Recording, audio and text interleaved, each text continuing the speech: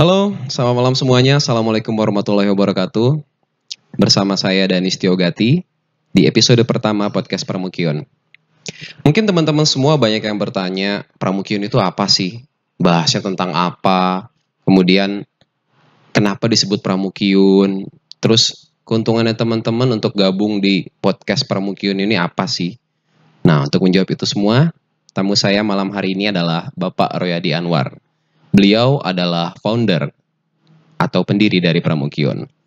Pastinya perbincangan kita hari ini bakalan seru banget dan teman-teman bakal enjoy. Untuk itu, inilah saya Danis Tiogati bersama Bapak Royadi Anwar.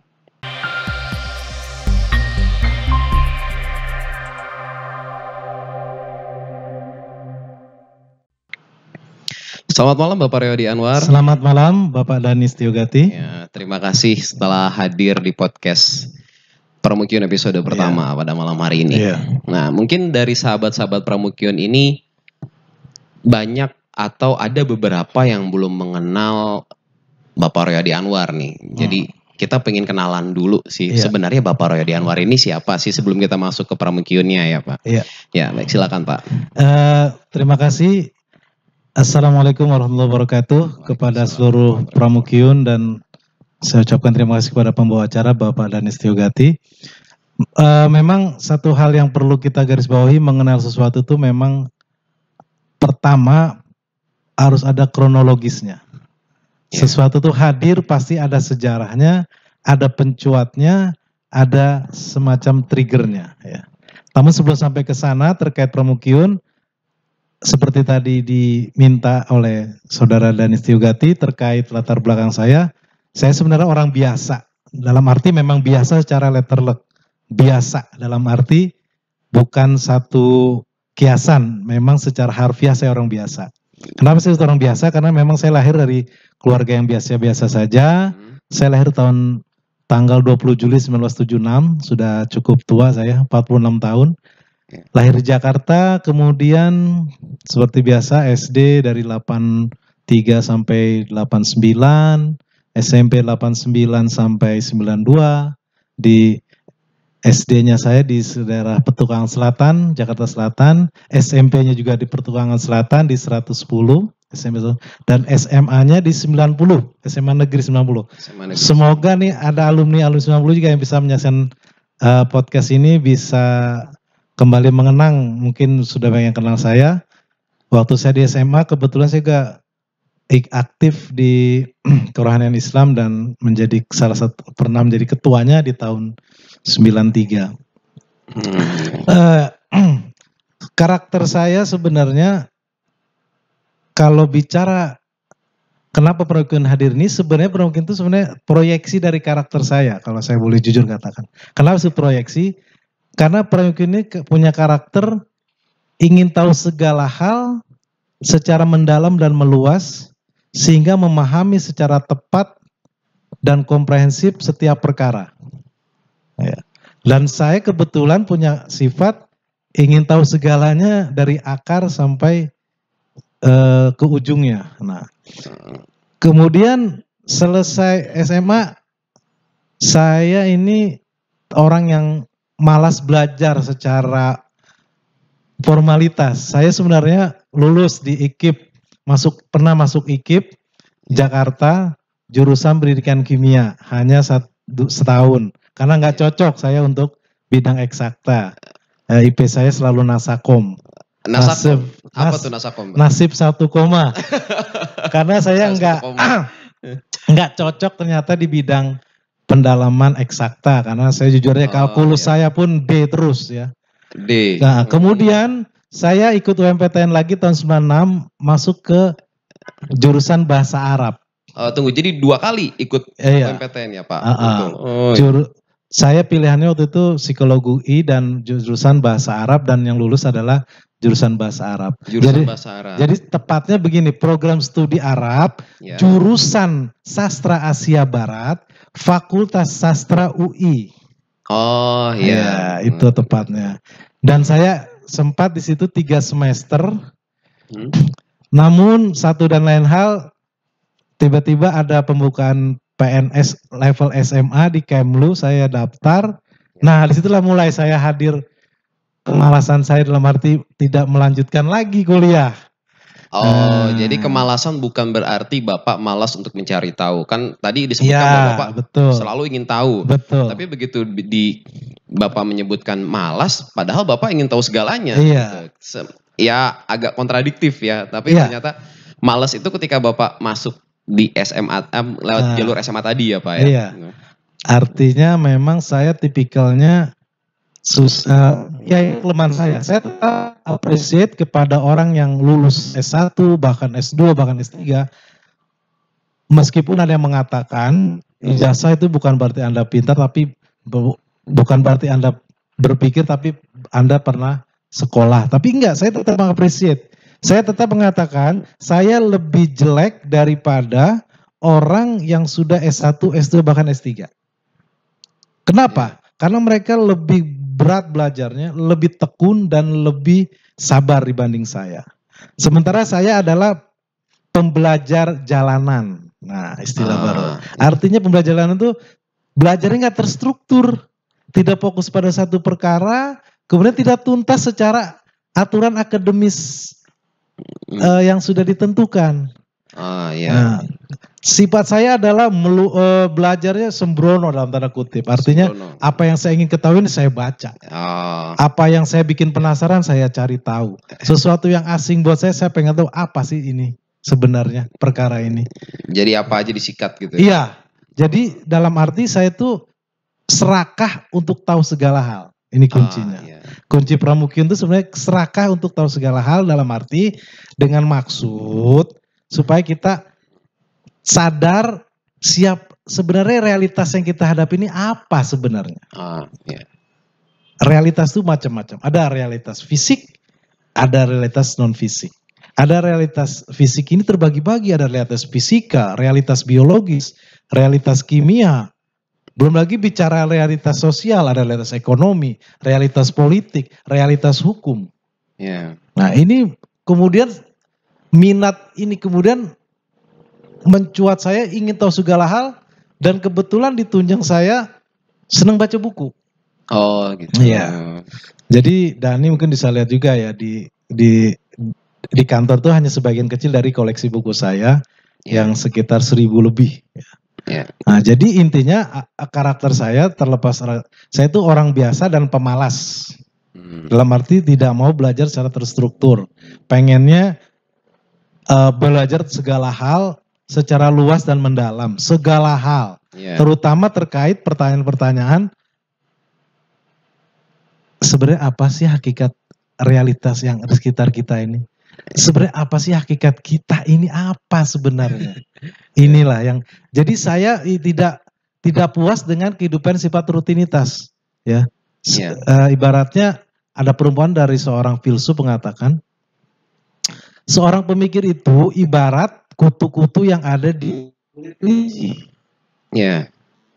Ada di dalam kulit kelinci itu, tapi ada yang berupaya naik ke bulu-bulu kelinci, ingin tahu ke atas ada apa di sana. Nah, kalau Bapak yang mana? Saya mungkin termasuk yang suka naik-naik ke atas, pengen tahu. Kutu-kutu yang ingin ke atas, pengen tahu ada apa sih di luar. Tidak mau terjebak pada rutinitas makan, tidur, kerja. Karena saya yakin keberadaan saya, eksistensi saya di muka bumi ini bukan atas mau saya kan. Artinya kenapa bisa saya hadir? Akhirnya saya belajar apa itu DNA, apa itu evolusi makhluk hidup, apa itu asal muasal alam semesta. Kemudian apa yang akan terjadi kemudian secara fisika, secara kimia, secara biologis. Akhirnya saya merambah kepada pertanyaan asal muasal segala sesuatu dan ujung akhir segala sesuatu. Nah, salah satu yang menarik buat saya adalah pelajaran astronomi. Dari sana saya dapat pelajaran penting bahwa secara saintifik alam semesta ini berawal dari hadirnya Big Bang, dentuman besar. Dentuman besar inilah dalam sepersekian detik menghadirkan realitas ruang dan waktu. Ya. Tanpa ada Big Bang atau sebelum Big Bang tidak ada pertanyaan sebelum Big Bang, itu tidak ada. Sebab hadirnya waktu baru ada setelah Big Bang. Jadi pertanyaan ada apa sebelum Big Bang itu invalid. Ya. Karena hadirnya ruang dan waktu adalah saat Big Bang terjadi. Dari Big Bang hadirlah bintang gemintang. Dari bintang gemintang ini menjadi galaksi-galaksi. Kemudian bintang gemintang ini pecahannya ternyata itu adalah salah satunya nama bintangnya misalnya matahari kita ini adalah bintang yang pecahannya menjadi bumi. Oh gitu. Bumi Ya. dengan entah bagaimana kalau secara saintifik bisa pas sehingga menghadirkan kehidupan, maka di dalam bumi hadirlah bibit-bibit kehidupan. Nah mulai adalah ganggang Jadi awal kehidupan ya Pak ya. Sampai hadirnya manusia, sampai manusia modern sekarang ini yang saya termasuk di dalamnya adalah manusia Homo sapiens. Ya, betul. Ini baru hadir 200 tahun, 1000 tahun sebenarnya belum lama. Iya. Ya. Baik, jadi maaf saya potong nih Pak. Jadi yang buat sahabat-sahabat Pramukyun yang belum tahu, jadi saya dan Pak Roy kebetulan berada di satu kantor, satu atap juga ya Pak. Iya. Ya. Kemudian tadi udah dibawa jalan-jalan muter-muter sama Pak Roy dari mulai Big Bang, dari mulai berbagai realitas yang dipelajari. Nah, sekarang saya ingin balik ke pertanyaan yang umum lagi nih Pak. Iya. Mungkin sahabat-sahabat Pramukyun yang baru gabung sekarang ya, pengen tahu juga. Sebenarnya Pramukyun ini apa sih Pak? Iya. Apa yang dipelajarin di Pramukyun itu? Sebenarnya Pramukyun itu saya branded saja. Cuma memang ada latar belakangnya.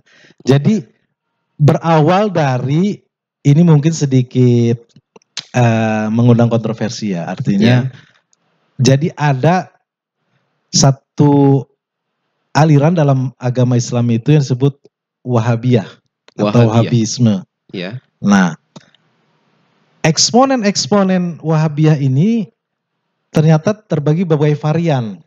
Varian itu satu hulu teman agak beda hilir di pemikirannya. Nah, antar eksponen varian beda-beda ini sering melakukan atau ya umum melakukan semacam kritik antar varian dengan mengatakan, misalkan varian A mengatakan varian B anggotanya tidak konsisten di atas. Nah, karena konsep mereka menjual manhaj salaf dengan mengatakan tidak sesuai dengan manhaj salaf, maka dikatakan Anda harusnya ngaji jangan pindah-pindah, harus satu varian aja supaya Anda kokoh. Nah, orang yang pindah-pindah itu dikatakan di internal mereka alumni pramuka, di sana senang, di sini senang. Oh iya. Nah, kata pramuka yang berawal itu peyoratif, sifatnya buruk bagi kalangan mereka. Saya tarik, malah saya membalikan bahwa justru kata pramuka ini kemudian saya plesetkan menjadi Pramukyun. Dalam arti bahasa Arab itu adalah orang-orang yang bermanhaj dalam tanda kutip pramuka, pramuki. Itu adalah orang-orang yang terutama open minded. Ya itu tadi kembali ke karakter saya yang sifatnya ingin tahu segala hal secara komprehensif dan mendalam, sehingga kita tidak salah menilai realitas dan meresponnya secara tepat dan produktif. Itu. Jadi maaf saya potong nih Pak. Jadi maksudnya di sana senang, di sini senang ini maksudnya di bidang apapun senang untuk mempelajari. Iya. Kesimpulan seperti betul. Itu ya.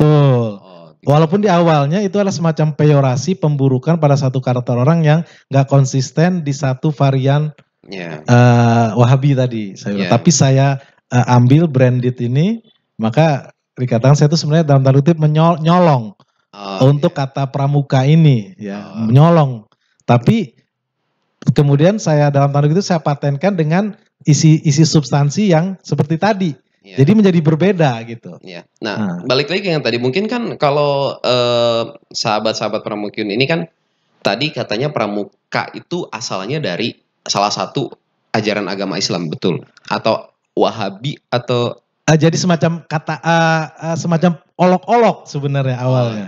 Olok-olok di antara varian Wahabi untuk mengatakan kepada yang tidak sesama variannya bahwa Anda tuh enggak teguh di atas manhaj salaf, Anda tuh seperti pramuka. yang lagunya di sana senang, di sini senang. Oh iya. Jadi pindah-pindah guru nggak masalah. Ya. Padahal berbeda cara pemikiran. Maunya mereka itu jangan begitu. Oh iya. Jadi semacam olok-olok. Nah, berkaitan dengan itu Pak, karena ini asalnya dari Wahabi ya. Mohon maaf, karena yang banyak yang saya dengar tuh banyak sahabat-sahabat yang mungkin di luar anggota Pramukyun itu kayak karena ini asalnya dari istilah agama Islam, mungkin mereka mikirnya jadi apakah ini ajaran baru Islam atau bisa dibilang dalam tanda kutip jangan-jangan ini aliran sesat nih gitu. Nah, bagaimana Pak Royadi menanggapinya? Iya, pertanyaan yang tepat dan strategis. Jadi sebenarnya kalau saya mengutip perkataan filsuf, tidak ada yang baru di bawah matahari ini. Tidak ada yang baru. Tidak ada yang baru. Artinya apa yang saya tawarkan sebenarnya adalah budaya akademis yang sebenarnya sudah orang kenal, terutama para pemikir, para akademisi, itu udah akrab gitu. Artinya bukan sesuatu yang baru. Saya hanya men-trigger supaya publik lebih banyak paham tentang cara berpikir yang akademis. Tapi tunggu, apakah di dalam Pramukyun ini ajarannya melulu tentang Islam ataukah? Oh tidak.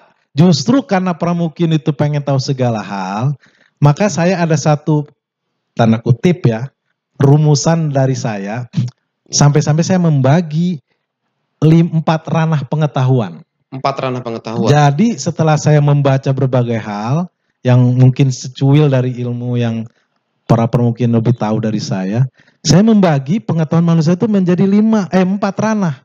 Ini sudah saya sering tulis di Facebook saya. Sebenarnya juga ini mengutip, nyolong juga. Dari siapa? Karyanya Profesor Jujun Sumantri, guru besar IPB. Beliau punya buku namanya Filsafat Ilmu. Itu udah tahu semua. Itu buku umum dan bisa dibeli dimanapun. Dari buku itu saya kemudian membaca ternyata beliau membeda-bedakan pengetahuan itu beda-beda. Ada pengetahuan agama, ada pengetahuan saintifik, ada pengetahuan filosofis, dan saya tambahkan satu lagi, pengetahuan kesenian, seni. Kesenian. Jadi pengetahuan manusia itu ada 4. Ada 4 jenis, dan masing-masing 4 ranah ini punya sumber yang berbeda, cara bernalar yang khas, kemudian tujuannya apa, dan disiplinnya apa saja. Jadi ada 4 unsur yang membedakan 4 ranah itu. Nah. Jadi maksudnya Pramukyun itu nggak melulu membahas soal Islami gitu. Tidak. Justru Pramukyun itu saya ingin itu membahas segala. Bahkan saya punya khayalan, obsesi, ambisi, saya punya lembaga think tank yang semacam CSIS gitulah ya. Tapi di dalamnya punya divisi-divisi 4 ranah itu. Gitu. Ya. Jadi itu sekaligus menepiskan opini ya sahabat-sahabat yang mungkin sekarang belum bergabung di Pramukyun, menepiskan opini bahwa Pramukyun itu hanya untuk agama Islam saja gitu. Sebenarnya apakah di luar agama Islam bisa bergabung kalau misalnya ingin menyaksikan podcast kita nih ke depannya? Sangat bisa, karena sejatinya Pramukyun itu adalah atmosfer dialog. Atmosfer dialog. Iya, jadi Pramukyun itu ciri khasnya anti intimidasi, anti pemaksaan orang dipaksa harus dengan cara paksaan atau kekerasan mengubah pemikirannya. Itu nggak boleh. Makanya salah satu musuh Pramukyun sebenarnya adalah otoritarianisme, diktatorisme, kemudian intimidasi dan segala-macamnya terhadap proses berpikir. Jadi kami mengistimewakan Mbok manusia diberi kesempatan berpikir, Mbok manusia diberi kesempatan berdialog, sehingga akan terbuka. Jadi gini, dialog itu kan sebenarnya pertukaran perbendaharaan pengetahuan di antara kita. Pertukaran pengalaman hidup di antara kita. Dialog itu sebenarnya itu. Dari pertukaran itulah ada semacam take and give. Ada semacam pengayaan perspektif, ada pengayaan persepsi, dan ada semacam pemahaman, oh dia begitu berpikir itu karena akar pemikirannya begini ya. Akar pemikirannya begini dari mana ya? Nah, dari situ kita lebih bisa, oh begitu. Tapi memang pada titik tertentu memang kita harus ada sisi-sisi yang memang mungkin saya dianggap juga mengundang kontroversi yang tidak produktif, tapi bagi saya memang ada satu titik-titik kelanjutan yang memang sebuah konsekuensi. Ya, artinya pada saat perbedaan pendapat, manakala kita memang punya argumentasi yang bisa kita penjawaban, kita terus, ya, tapi tanpa ada intimidasi yang sifatnya fisik maupun psikologis itu. Jadi intinya justru kami sangat senang bila ada pengayaan perspektif, gitu. Ada pengayaan persepsi. Gitu. Jadi bisa menerjemahkan dari sudut pandang yang berbeda. Betul. Kalau ada sudut pandang baru, justru kita malah istilahnya welcome ke mereka. Welcome, iya. Jadi terbuka untuk siapapun. Ya? Iya. Dan jujur saja, memang saya pribadi punya kiblat pemikiran tuh 3 tokoh. Yang pertama Muhammad Hatta. Iya, seorang pemikir yang demokrat sangat. Bapak proklamator. Iya. Yang kedua ada namanya Profesor Muhammad Naqib Al-Attas. Dia itu pemikir Islam di Malaysia yang menghadirkan istilah Islamisasi sains. Ya, lebih tepat sebenarnya Islamisasi pengetahuan atau desekularisasi pengetahuan. Terus yang ketiga adalah Gus Dur. Gus Dur ini Gus Dur ini walaupun backgroundnya pesantren ponpes, dia punya pemikiran yang progresif, disebut neotradisionalisme. Nanti kita akan bahas. Ya, dia lebih atau progresif tradisionalis ya. Ya. Ini makanya tiga orang inilah yang kemudian menjadi semacam warna pemikiran saya gitu. Kalau 3 orang ini walaupun berbeda corak pemikirannya, tapi pertama dia sangat menguasai pemikiran-pemikiran Barat. Ya. Yang kedua, mereka ini tahu nafas-nafas Islam itu apa, nafas agama Islam. Itu jadi dia tidak, intinya open minded lah, intinya begitu. Ya. Tidak tertutup ya pemikirannya. Jadi pastinya juga nanti ke depannya pembahasan kita juga banyak sekali akan dibahas, termasuk dari 4 ranah yang tadi sudah Bapak Ryo disebutkan. Jadi sekali lagi sahabat-sahabat Pramukyun, sahabat-sahabat yang mungkin belum bergabung di Pramukyun atau baru pertama kali menyaksikan video ini, Pramukyun ini terbuka untuk siapapun dan kita punya banyak sekali pembahasan. Jadi tidak hanya melulu tertutup untuk yang beragama Muslim saja. No, kita sangat terbuka untuk siapapun. Ya, Pak ya. Nah, terakhir nih Pak Royadi, mungkin sebenarnya tujuan Pak Royadi ini, goalnya itu apa? Tujuan akhirnya dengan mendirikan Pramukyun dan pesan yang ingin disampaikan kepada masyarakat secara umum ya, bukan hanya anggota Pramukyun saja. Apa sih Pak sebenarnya? Kalau disingkat ya, mencerdaskan kehidupan bangsa. Mencerdaskan kehidupan bangsa. Kalau disingkat ya. Tapi kalau diuraikan, pertama menyadarkan atau mencoba bersama-sama. Sama-sama, artinya bukan saya melit ya. Tapi ayo loh kita bareng-bareng dalam memahami setiap perkara, mbok yau komprehensif, akurat, mendalam, sehingga kita tidak salah dalam mendeskripsikan satu perkara dan meresponnya secara produktif dan bermanfaat bagi kehidupan kita. Intinya itu aja sebenarnya, sederhana. Seringkali kan masalah kita ini adalah gagal paham pada suatu binatang, what animal it is. What animal it is? Itu problem kita sebenarnya. Seringkali kita berantem pada sesuatu yang kita belum clear masalah itu. Tapi kemudian beradu dengan kepentingan. Kepentingan pun nggak masalah, tapi yang repot adalah yang disebut vested interest. Vested interest. Nah, nanti kita bahas lagi. Ini saya sebenarnya serial Pramukyun ini akan banyak Bisa 100 serial kalau saya panjangkan ini. Bisa ratusan atau sampai Ah. bahkan ribuan, bahkan Karena puluhan gini, ribu ya. bayangkan ya, saya Ya. menggambar secara singkat dulu. 4 ranah ini, saya seperti sudah pernah saya kirimkan ke Pak Dani. Ya. Pertama, ranah agama, terutama ranah agama Islam dulu ya. Ya. Pertama sumbernya apa? Wahyu. Ya. Kedua, cara bernalarnya ada 2, eksoteris dan esoteris. Ya. Ketiga, tujuannya apa? Menjadikan insan kamil, manusia yang sempurna. Yang keempat, disiplinnya apa aja? Disiplinnya untuk yang nalar eksoteris, ulumul Quran, ulumul hadis, tafsir, kemudian fikih, usul fikih. Kalau yang nalar esoteris, disiplinnya tasawuf. Bayangkan ribu satu itu. Itu baru ranah yang agama Islam saja. Sedangkan yang di luar itu masih banyak sekali. Nah, ranah filsafat. Ya, sumber banyak sekali. Ya, sumbernya adalah renungan. Yang kedua, cara bernalarnya rasionalisme, tidak mendasarkan pada wahyu. Ya. Yang ketiga, cara bernalarnya ada deduktif atau rasionalisme. Yang keempat, disiplinnya ada 3 secara besar. Namanya ontologi, kedua epistemologi, ketiga aksiologi. Ya, yang pasti banyak ya. Saya potong di situ saja Pak, karena mungkin sahabat-sahabat mungkin yang baru bergabung juga pasti banyak sama seperti saya ya, banyak bertanya-tanya.